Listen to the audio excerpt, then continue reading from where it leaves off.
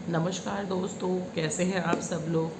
तो दोस्तों, आज आपको मैं एक छोटी सी खुशखबरी देना चाहती हूँ।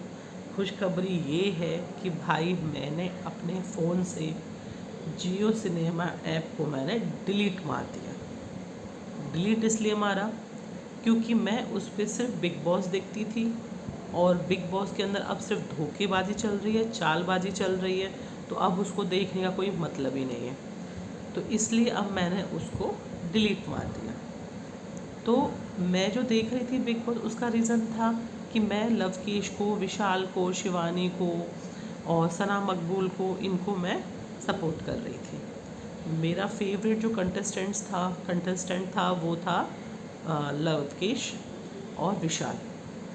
लेकिन विशाल को तो उन्होंने पहले ही बाहर निकाल दिया, बचा लवकेश।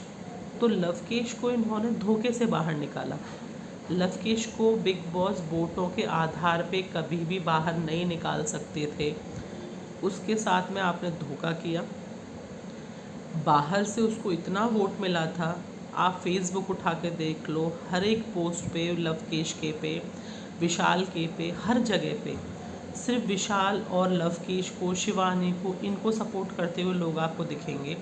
कहीं पे भी आपको रणवीर शौर्य को, अरमान को, कृतिका को कहीं पे भी कोई सपोर्ट करता हुआ नहीं दिखेगा।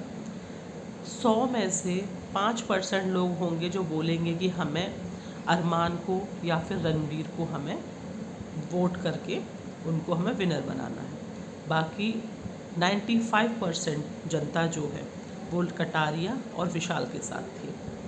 उसके बाद में आपने विशाल को पहले निकाल दिया, शिवानी को पहले निकाल दिया आपने। अभी आपने घर वालों से ही वोटिंग करा के, कल का मैंने एपिसोड देखा जिसके अंदर आपने घर वालों से वोटिंग करा करके आपने कटारिया को बाहर कर दिया। तो जब आपको पता था बिग बॉस कि उस घर के अंदर 4 सदस्य ऐसे हैं जो एंटी कटारिया गैंग हैं, तो उनको आपने पता था कि वो लोग उसको ही वोट करेंगे, कटारिया को। उन्होंने 4 लोगों ने कटारिया को वोट किया, कटारिया को आपने तुरंत बाहर कर दिया। तो उसके आधार पे आप मुझे एक बात बताइए, जब आपको विशाल को, कटारिया को अगर आपको ऐसे ही निकालना था बाहर, तो वोटिंग क्यों करवा रहे थे हमसे?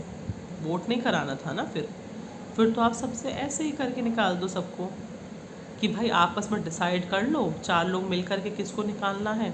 एक हफ्ते उसको निकाल दो, दूसरे हफ्ते तीसरे को निकाल, तीसरे हफ्ते चौथे को निकाल दो।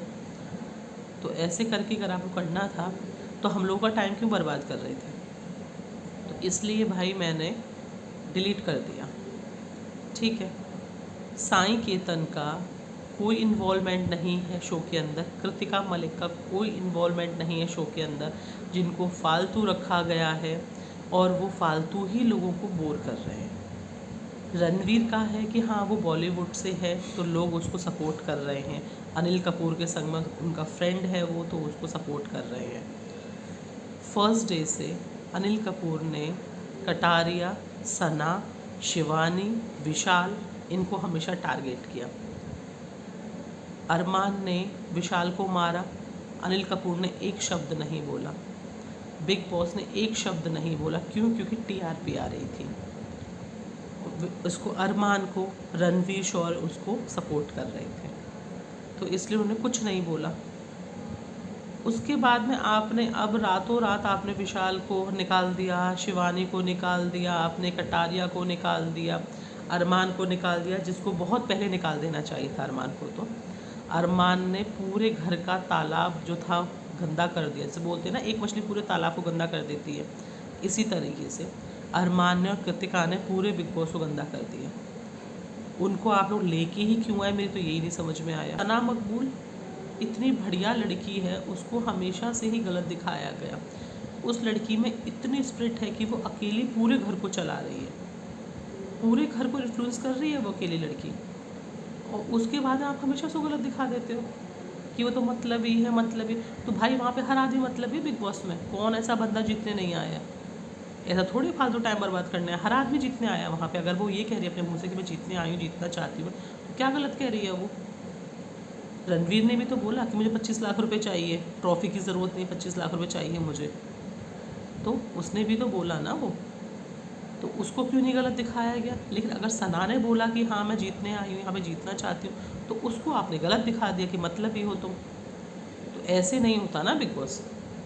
आप अपनी मर्ज़ी से चाहे उसको अच्छा दिखाओ, अपनी मर्ज़ी से चाहे उसको बुरा दिखा दो आप।